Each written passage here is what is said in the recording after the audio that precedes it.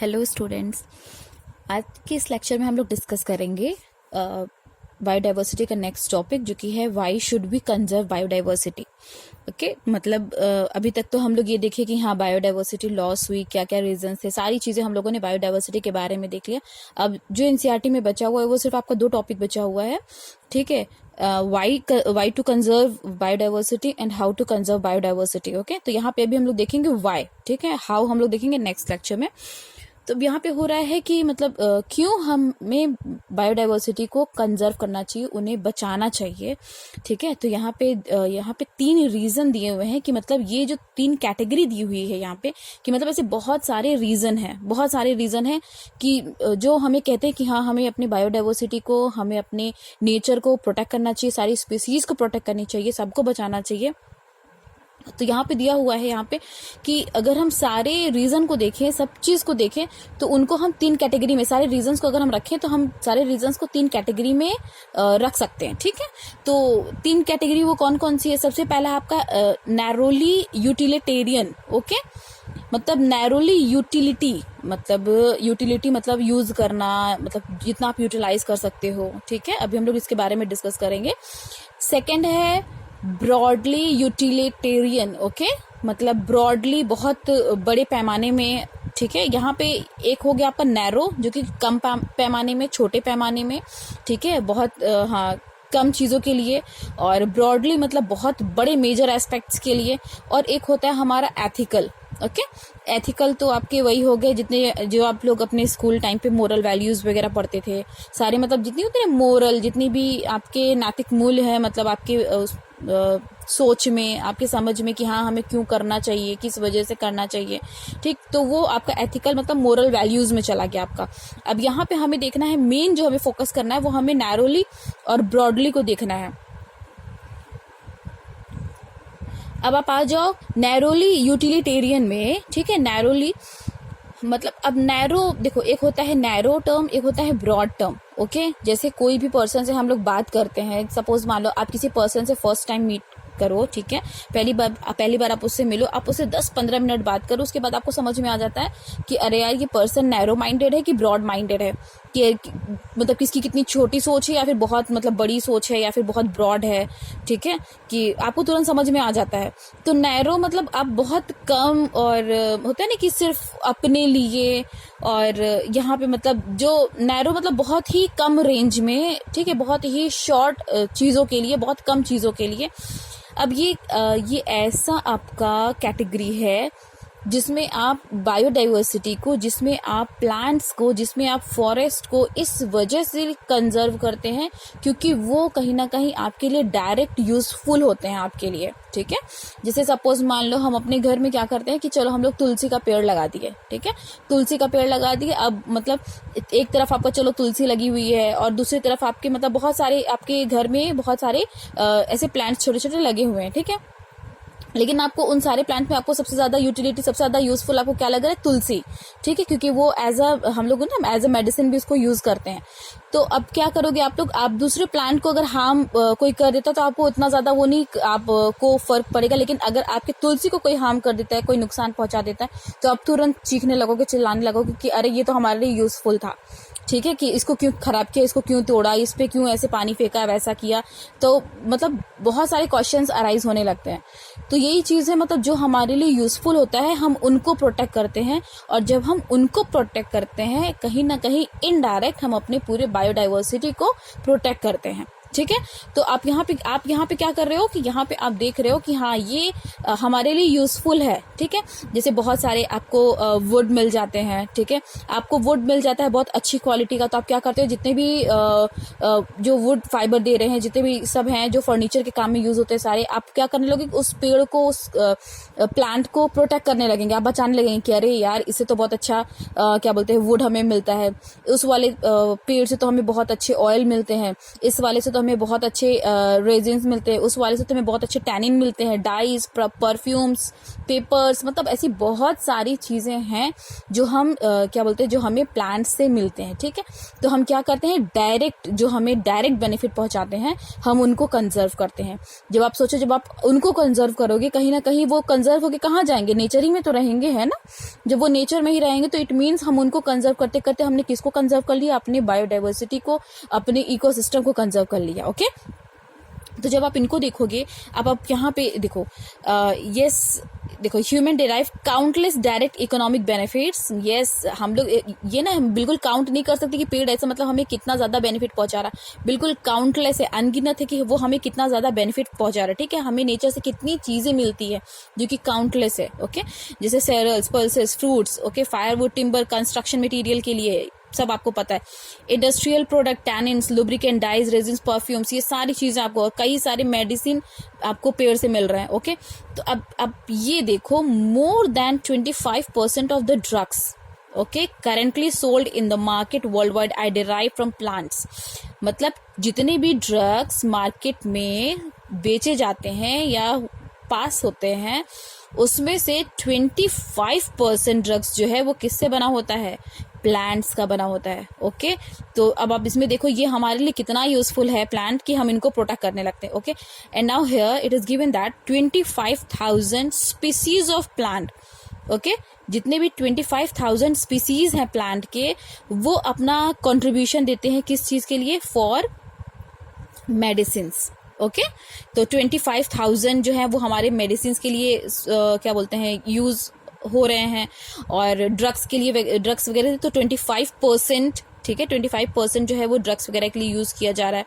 तो ये सारे रीजन है जिनकी वजह से हम क्या करते हैं, उनको अपने प्लांट्स को और अपने नेचर को हम क्या करते हैं, प्रोटेक्ट करते हैं। मतलब ये नैरोली, ये बहुत छोटी सोच है, ये सिर्फ हमारी सोच है, हम सिर्फ अपने तक रख रहे हैं। ऐसा नहीं कि आज हम इस पेड़ को बचा के रखे हैं तो आगे आने वाली जनरेशन, जो हमारे आगे आने वाली 3 जनरेशन, 4 जनरेशन, 5 जनरेशन है, ये उनके लिए बेनिफिट होगा, उनके लिए यूजफुल होगा।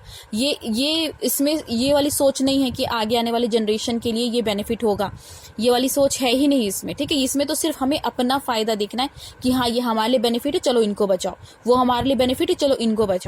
ठीक है, जैसे यहाँ पे दिया हुआ है, yes, here you just see one term, here it is given, that is bioprospecting। ठीक है, अब बायो प्रोस्पेक्टिंग मतलब, बायो मतलब चलो कहीं ना कहीं लिविंग ऑर्गेनिज्म से रिलेटेड है, प्रोस्पेक्टिंग। अब यहाँ पे दिया हुआ है कि सपोज मान लो ऐसा कोई एक स्पीसीज है, ठीक है, एक स्पीसीज है, और या फिर कहीं आप मतलब कोई ऐसा 2 स्पीसीज है, आपका ग्राउंड है, ठीक है, आपका गार्डन है, और उस गार्डन में आपके पास ऐसे कोई 2 स्पीसीज हैं। एक ये स्पीसीज हो गया आपका, चलो ठीक है, ये प्लांट का स्पीसीज हो गया, और एक प्लांट का ये स्पीसीज हो गया। ठीक है, ये मोर और लेस कहीं ना कहीं सिमिलर है। ओके, अब पता चला ये जो मेडिसिन प्रोवाइड कर रहा है, ठीक है, ये वाला प्लांट जो मेडिसिन आपको प्रोवाइड कर रहा है, ये आपको कम से कम कर रहा है, ये 70% मेडिसिन प्रोवाइड कर रहा है। ठीक है, और ये वाला जो है, ये वाला स्पीसीज जो है, ये 30% मेडिसिन जो है वो प्रोवाइड करते हैं। ठीक है, कोई भी ऐसा केमिकल हो गया, कुछ भी आप देख लो, या फिर ऑयल वगैरह को देख लो, ऑयल ही देख लो। ठीक है, तो ये 70% दे रहे हैं, ये 30% दे रहे हैं। तो इन दोनों में जब आपको ये मतलब सोचना पड़ेगा कि अरे यार इसमें से कौन सा सबसे ज्यादा दे रहा है, ये इसमें तो ये 70% दे रहा है, ये तो 30% दे रहा है। अगर इसको हार्म भी पहुंचेगा तो इसको कोई फर्क नहीं पड़ेगा, लेकिन आप सबसे ज्यादा किसको कंजर्व करोगे, 70%। तो आपके आसपास नियर बाई एरियाज में जितने भी इस स्पीसीज के आपको प्लांट दिखेंगे, आप क्या करोगे, आप तुरंत उनको कंजर्व करना स्टार्ट करोगे, क्योंकि ये क्या करता है, ये 70% आपको मेडिसिन दे रहा है। ठीक है, तो आप 30% वाले पे ना फोकस करके आप 70% वाले पे फोकस करोगे। तो ये जो है मतलब ये यहाँ पे दिया हुआ है ना, बायो प्रोस्पेक्टिंग यही होता है कि exploring molecular genetics and species level diversity for products for economic importance. हम अपने फायदे के लिए हम तुरंत क्या करते हैं, मतलब उनके पूरे जो मतलब पूरा मॉलिकुलर फॉर्मूला, पूरा जो था ना जेनेटिक डाइवर्सिटी वगैरह सब हम देखने के बाद हम क्या करते हैं, स्पीसीज को प्रोटेक्ट करना स्टार्ट कर देते हैं कि हाँ ये हमारे लिए बहुत ज्यादा बेनिफिट है, इनसे बहुत ज्यादा हमें फायदा पहुंचेगा, हम तुरंत क्या करेंगे, इनको प्रोटेक्ट करना स्टार्ट कर देंगे। ओके, तो ये है नैरोली यूटिलिटेरियन में। ठीक है, मतलब जहाँ पे आप बहुत कम रेंज में, मतलब आप सिर्फ अपने फायदे के लिए क्या करते हो, बायोडाइवर्सिटी को अपने क्या बोलते हैं नेचर को प्रोटेक्ट करते हो। ठीक है, उनको बचाते हो, उनको कंजर्व करते हो। अब जब आप आ जाओ नेक्स्ट वाले में, ब्रॉडली यूटिलिटेरियन। तो ब्रॉडली यूटिलिटेरियन में आप देखोगे कि मतलब बहुत बड़े रेंज में, यहाँ पे सिर्फ अपने फायदे की बात नहीं हो रही है कि अरे यार ये तो हमें ऑयल दे रहा है, ये हमें टिम्बर दे रहा है, ये हमें ये दे रहा है, वो दे रहा है, हम चले इनको प्रोटेक्ट करें। ये बहुत ब्रॉडली, बहुत ब्रॉड वे में जिनकी सोच होती है वो सोचते हैं। जैसे हम सपोज मान लीजिए हम क्या करेंगे, आज हम स्पीसीज को प्रोटेक्ट कर रहे हैं, ठीक है, बहुत सारे प्लांट को प्रोटेक्ट कर रहे हैं, बहुत सारे एनिमल्स को प्रोटेक्ट कर रहे हैं। हम लोग क्या कर रहे हैं, उनको प्रोटेक्ट कर रहे हैं, और हमें ये पता है कि अगर हम बहुत सारे प्लांट्स को प्रोटेक्ट करेंगे तो कहीं ना कहीं क्या बोलते हैं, ये पॉल्यूशन को क्या करेगा, रिड्यूस करेगा, ये हमें फ्रेश ऑक्सीजन देगा, ठीक है। जब ये हमें फ्रेश ऑक्सीजन देंगे तो क्या होगा कि जितनी भी ग्लोबल वार्मिंग है ये हमारे एटमॉस्फेयर पे वो नहीं होंगी। जब ग्लोबल वार्मिंग बहुत ज़्यादा नहीं होंगे तो ओजोन लेयर डिप्लीट नहीं होगा। जब ओजोन लेयर डिप्लीट नहीं होगा तो बहुत सारी डिजीजेस जैसे स्किन कैंसर हो गया, कैटरैक्ट हो गया, ठीक है, स्किन इन्फेक्शन हो गया, वो सारी चीज़ें नहीं है। मतलब एक ब्रॉडली, बहुत ब्रॉड वे में हमें सोचना है। हमें इसमें सिर्फ एक जनरेशन के लिए नहीं, हमें अपने आगे आने वाले कई जनरेशन्स के बारे में इसमें सोचना होता है। तो ये एक ऐसा व्यू है। देखिए, जब आप ये तीन में ही, चाहे आप नैरोली के बारे में करो, चाहे आप नैरोली को फॉलो करो, चाहे आप ब्रॉडली को फॉलो करो, चाहे आप एथिकल को फॉलो करो, जब भी आप किसी को भी फॉलो करोगे, इट मीन्स आप कहीं ना कहीं अपने बायोडाइवर्सिटी को प्रोटेक्ट कर रहे हो, अपने नेचर को प्रोटेक्ट कर रहे हो।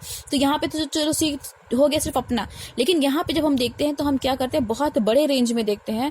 और यहाँ पे हम जब इतना सोच के चलेंगे तो हम क्या करेंगे, अपने इकोसिस्टम को प्रोटेक्ट करेंगे, क्योंकि हमें पता है कि इकोसिस्टम में जो है प्लांट्स, एनिमल्स, ठीक है, जितने भी बायोटिक और एबायोटिक कंपोनेंट्स होते हैं वो इंटरैक्ट करते हैं, वो मेंटेन करके चलते हैं हमारे इकोसिस्टम में। ओके, तो यहाँ पे देखो, यहाँ पे ब्रॉडली में एक अमेजोन का एक बहुत बेस्ट एग्जाम्पल दिया हुआ है, अमेजोन रेन फॉरेस्ट का, जो कि प्रीवियस लेक्चर में भी हम बता चुके हैं कि अमेजोन को लंग्स ऑफ द फॉरेस्ट कहा जाता है, और लंग्स ऑफ द प्लैनेट कहा जाता है, या lungs of the earth. Okay, इनको कहा जाता है। क्यों इनको अमेजोन को लंग्स बोला जाता है? क्योंकि ये हमें क्या करते हैं, बहुत ज़्यादा फ्रेश ऑक्सीजन जो है वो हमें प्रोवाइड करते हैं। ओके, बहुत मतलब ये फ्रेश ऑक्सीजन प्रोवाइड करते हैं। तो ये आप नेक्स्ट पेज में देखोगे, जब यहाँ पे, ठीक है, जब आप यहाँ देखोगे, देखो ये अमेजोन फॉरेस्ट का दिया हुआ है ना। सोचिए आप लोग कि हमारे क्या बोलते हैं, एटमॉस्फेयर में बहुत सारे ऑक्सीजन प्रेजेंट है, ठीक है, बहुत। तो ओवरऑल पूरे प्लैनेट पे जितने ऑक्सीजन प्रेजेंट हैं, जितने भी, उनमें से जो 20% ऑक्सीजन जो प्रोड्यूस होता है वो कहाँ से प्रोड्यूस होता है? अमेजोन रेन फॉरेस्ट से, ठीक है। अमेजोन फॉरेस्ट से वो प्रोड्यूस होता है 20%। तो अब आप सोचो कि मतलब अमेजोन का कितना बड़ा रोल है हमारे अर्थ पे, हमारे प्लैनेट पे, कि ये अमेजोन जो होता है हमको 20% ऑक्सीजन जो है, फ्रेश ऑक्सीजन, वो प्रोवाइड करता है। ओके, वो प्रोड्यूस करता है। तो अब हम लोग क्या करेंगे कि हम लोग ये सोचेंगे कि यस, ये अमेजोन तो हमारे लिए बहुत बेनिफिट है, ये हमें इतना ऑक्सीजन प्रोवाइड कर रहा है। तो हम क्या सोचेंगे कि चलो हमें अमेजोन को क्या करना है, प्रोटेक्ट करना है। वहाँ पे जितनी भी स्पीसीज हैं, चाहे वो प्लांट्स की हो, चाहे वो एनिमल्स की हो, वो हमको प्रोटेक्ट करके चलना है। ओके, तो ये एक हो गया अमेजोन का, ठीक है। और देखो नेक्स्ट यहाँ पे दिया हुआ है पॉलिनेशन, ठीक है। अब आपको पता है कि पॉलिनेशन क्या होते हैं? Transfer of pollen grain from anther to stigma. ये बहुत जूनियर क्लासेस की चीजें हैं, ये सब आपको पता है। तो ये क्या कह रहा है कि pollination without which plants can not give us fruit और सीड। एग्जैक्टली, आपको पता है कि जब तक पॉलिनेशन नहीं होगा, ठीक है, सपोज मान लो ये सब आप लोग पढ़े हो, ठीक है, चलो एग्जाम्पल ये हो गया आपका, क्या स्टिग्मा स्टाइल ओवरी हो गया, ठीक है। और यहाँ से जब क्या होगा, जब एंथर जो है, ठीक है, यहाँ से एंथर से जब पॉलन क्या करेगा, ट्रांसफर करेगा यहाँ पे, तभी तो क्या होगा, ये फर्टिलाइज करेंगे, ठीक है। यहाँ पे सिंगैमी होगी, मतलब फर्टिलाइजेशन होगा, फिर फ्रूट्स बनेंगे, सीड्स बनेंगे। यही होता है ना पॉलिनेशन, यही होता है ना, transfer of pollen grain from anther to stigma. तो ये हो रहा है कि अगर पॉलिनेशन नहीं हुआ, ठीक है, तो क्या होगा, फर्टिलाइजेशन नहीं होगा। फर्टिलाइजेशन नहीं होगा तो क्या होंगे, फ्लावर्स नहीं, मतलब ये फ्रूट्स नहीं बनेंगे, सीड नहीं बनेंगे। और जब फ्रूट और सीड नहीं बनेंगे तो मतलब एक फ्रूट से जो सीड, जितने सारे सीड्स निकलते हैं, वो सारे सीड्स क्या रहेंगी, वो सारी सीड्स हाइबरनेट नहीं कर पाएंगी, हम उनको यूज नहीं कर पाएंगे, ठीक है। तो मतलब जो स्पीसीज बढ़ रही है हमारे प्लानेट पे, हमारे अर्थ पे, तो स्पीसीज जो बढ़ रही है उसमें सेक्सुअल रिप्रोडक्शन का तो बहुत बड़ा रोल है कि नहीं। तो अगर हम सेक्सुअल रिप्रोडक्शन को स्टॉप कर देंगे तो ये स्पीसीज जो है ऑटोमेटिक मतलब प्रोड्यूस होना बंद हो जाएंगी, तुरंत डाइवर्सिटी होना बंद हो जाएगा, ये अपने आप कहीं ना कहीं डिक्लाइन होने लगेंगे, घटने लगेंगे सारी स्पीसीज। तो इनकी वजह से क्या है कि अगर हमें स्पीसीज को बढ़ाना है इट मीन्स हमें सेक्सुअल रिप्रोडक्शन को बढ़ाना है, ठीक है। अगर हमें सेक्सुअल रिप्रोडक्शन को बढ़ाना है इट मीन्स कि पॉलिनेशन होना मस्ट है, क्योंकि बिना पॉलिनेशन के सेक्सुअल रिप्रोडक्शन प्लांट्स में होना नहीं है, ठीक है। और जब पॉलिनेशन होना है तो हम क्या करेंगे, पॉलिनेटर्स को प्रोटेक्ट करेंगे, जितने भी पॉलिनेटर्स हैं, ठीक है, जितने भी मतलब एजेंट्स हैं, एजेंट्स ऑफ पॉलिनेशन, ठीक है, चाहे वो आपके ह्यूमन हो, चाहे वो आपके प्लांट्स क्या बोलते हैं एनिमल्स हो, चाहे वो इंसेक्ट हो, कुछ भी हो, तब क्या करोगे, जितने भी पॉलिनेटर्स हैं आप उनको प्रोटेक्ट करोगे, ओके। जब आप उनको प्रोटेक्ट करोगे तब आप क्या देखोगे कि यहाँ पे जितने भी पॉलिनेटर जब आप उनको प्रोटेक्ट करोगे इट मीन्स कहीं ना कहीं आप अपनी बायोडाइवर्सिटी को क्या कर रहे हैं, प्रोटेक्ट कर रहे हैं, ठीक है, अपनी बायोडाइवर्सिटी को। तो यहाँ पे जो दिया हुआ है कि यस ये भी रीजन है कि हम क्या करते हैं कि हम पॉलिनेटर्स को प्रोटेक्ट करते हैं, क्यों, ताकि पॉलिनेशन इजी वे में हो सके। और जब पॉलिनेशन इजी वे में होगा तो इट मीन्स वो बहुत ज्यादा क्या बोलते हैं सेक्सुअल रिप्रोडक्शन की चांसेस हो जाती है। जब सेक्सुअल रिप्रोडक्शन की चांसेस हो जाती है तो क्या होगा कि यही फ्रूट्स और सीड्स जो है सारे प्रोड्यूस होंगे और ऑटोमेटिकली जो है डाइवर्सिटी होगा, ऑटोमेटिकली बहुत सारी स्पीसीज जो है वो प्रोड्यूस होंगी, ओके। अब आप आ जाओ यहाँ पे, देखो एक और रीजन है यहाँ पे जो दिया हुआ है कि ये जो क्या बोलते हैं यहाँ पे देखो दिया हुआ है ना कि एक और रीजन है जो हम सिर्फ अपने लिए, ठीक है, जो सिर्फ अपने होता ना कि अपने सोल को वो पीस देने के लिए, मतलब हम अपने इंट्रिंसिक जितनी भी चीजें हैं हम उनको सुकून शांति देने के लिए हम प्रोटेक्ट करते हैं। जब आप किसी देखो जो लोग बहुत सिटी में रहते हैं तो वो लोग इस चीज को तो बहुत फायदा नहीं उठा पाते होंगे, बहुत इंजॉय नहीं कर पाते होंगे, लेकिन ये जो लोग बहुत थोड़े आउट एरिया में रहते हैं, जो लोग थोड़े रूरल एरियाज में होते हैं, ठीक है, वो इस चीज को बहुत अच्छे से करते हैं, क्योंकि वो जब सुबह उठते हैं तो बहुत सारे बर्ड्स जो होते हैं उनकी आवाजें सुनाई देती है, बुलबुल की आवाज सुनाई देती है, ठीक है। बहुत लोग के घर में जो होते हैं कॉक होते हैं, वो लोग क्या करते हैं, बहुत चिल्ला चिल्ला के उठाते हैं, ठीक है। बहुत जगह क्या होता है कि पिकॉक वगैरह जो होते हैं वो डांस करते रहते हैं। तो होता है ना कि हमें एक ऐसा एनवायरमेंट मिलता है, एक ऐसा माहौल मिलता है जो हमें कहीं ना कहीं सुकून पहुंचाता है। तो कुछ लोग इस वजह से भी क्या करते हैं, नेचर को प्रोटेक्ट करते हैं कि नहीं, ये हमें क्या करता है कि हमें होता है ना बहुत सुकून देता है, और या फिर ये हमें बहुत ज्यादा मेरे मन को बहुत शांति पहुंचाता है। तो ये सारी भी रीजन कहीं ना कहीं है।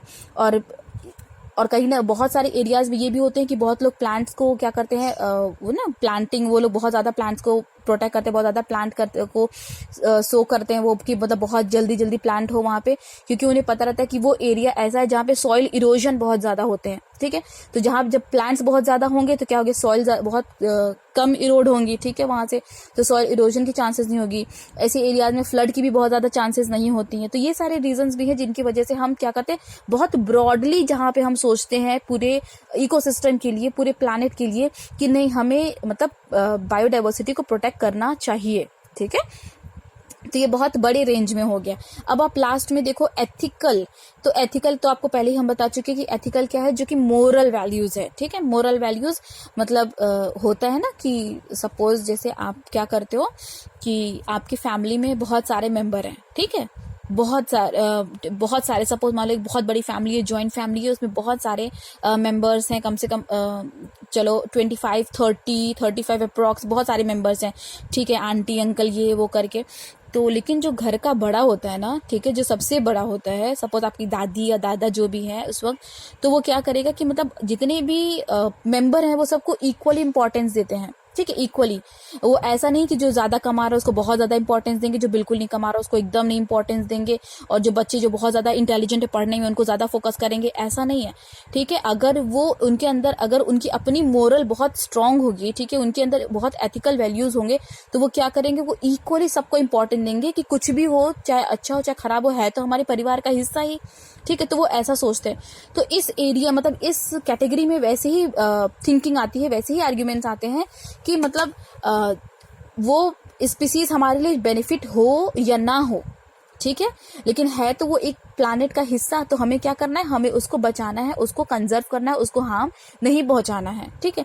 तो इसमें कुछ ऐसी चीजें आ जाएंगी, मतलब जो होता है ना फिलोसफिकली स्पिरिचुअली, मतलब बहुत अध्यात्म की ओर जाके सोचते हैं, बहुत ज्यादा इस पे सोच विचार करते हैं कि नहीं, हम एक छोटी सी चींटी को भी नहीं नुकसान पहुंचाएंगे, और या फिर एक बड़े से बड़े, चाहे वो टाइगर हो, चाहे जिराफ हो, चाहे लॉयन हो, कुछ भी हो, हमें किसी को नुकसान नहीं पहुंचाना है, क्योंकि जैसे हम यहाँ पे प्लैनेट पे रह रहे हैं, हमें हक है यहाँ पे रहने का, वैसे उन्हें भी पूरा हक है इस प्लैनेट पे रहने का, और हमें कोई हक नहीं है कि हम उनको नुकसान पहुंचाएं या उन्हें डिस्ट्रॉय करें या उन्हें किल करें।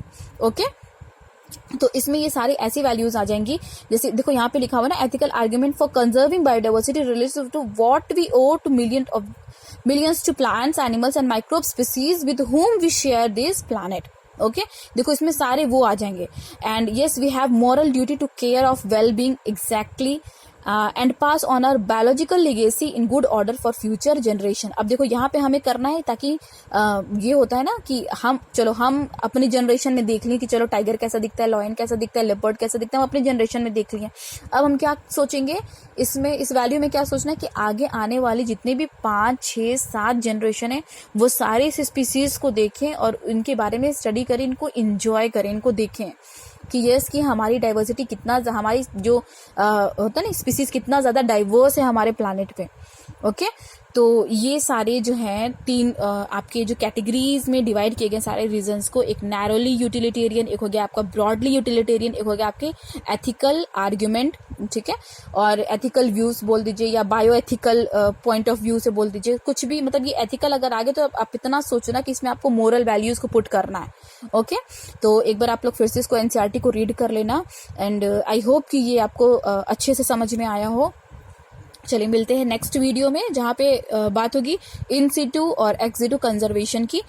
इट मीन्स मतलब हमें किस तरह से बायोडाइवर्सिटी को प्रोटेक्ट करना है। अभी तो हम लोग देखिए कि क्यों हमें करना है, ये हमें पता चल गया कि हमें क्यों करना है, ये बहुत सारे रीजन है हमें मिल गए कि क्यों करना है। अब हमें किस तरह करना है, अब हम ये नेक्स्ट वीडियो में देखेंगे। Okay, thank you.